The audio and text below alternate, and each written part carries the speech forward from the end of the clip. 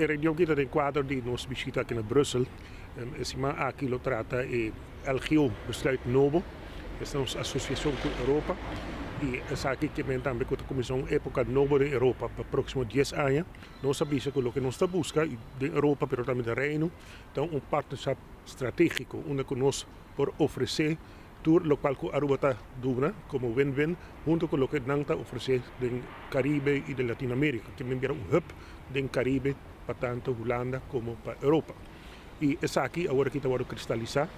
agora nós estamos tendo uma reunião importante também com o comissário, o comissário Cruz, de origem de Holanda,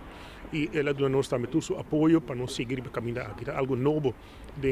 União Europeia,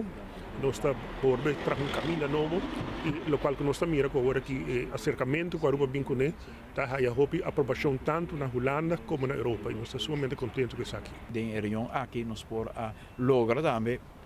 de atenção para o qual a Aruba por oferecer à União Europeia de quadro também de desenvolvimento de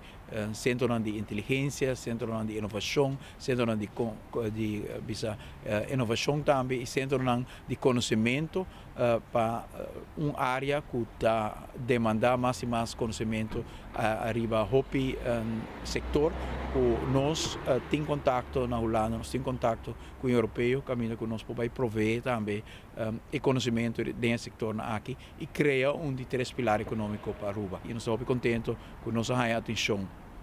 tanto de comissários que têm função de União Europeia de maneira minister encarregado com o aspecto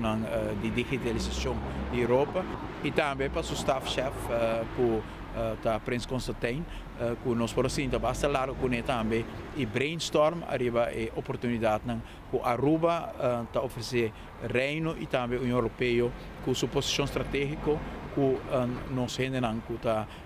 terminando o estudo de uma quantidade de ramo que por utilizar em busca de três pilares econômicos aqui.